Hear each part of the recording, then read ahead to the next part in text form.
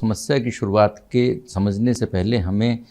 4 चीज़ें उसमें समझनी पड़ेगी। पहला कि जो पुलिस की जो हमारी प्रणाली है, क्योंकि जुडिशरी में 2 तरह के केसेस होते हैं, एक क्रिमिनल केसेस होते हैं, एक सिविल केसेस होते हैं। तो क्रिमिनल केसेस की जो जड़ होती है वो पुलिस से होती है,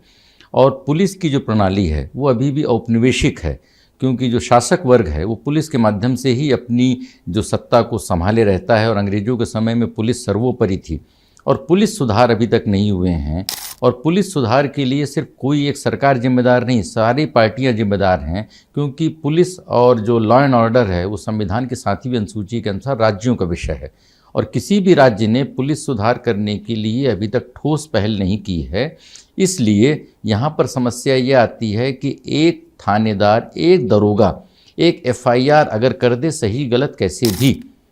उसको रद्द कराने में सुप्रीम कोर्ट तक जाने के बावजूद भी वो रद्द नहीं होती है। अधिकतम लाभ ये मिलता है कि जमानत मिल जाती है। ये कितना बड़ा दुर्भाग्य है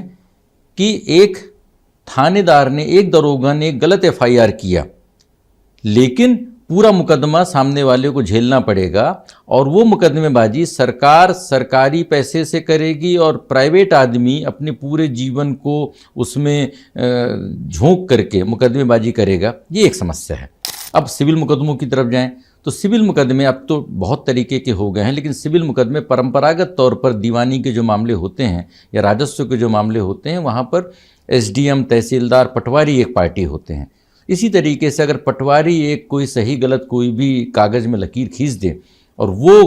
कानून बन जाता है, और उस पर फिर सुप्रीम कोर्ट तक जाकर के लोगों को सही समय पर न्याय नहीं मिलता है,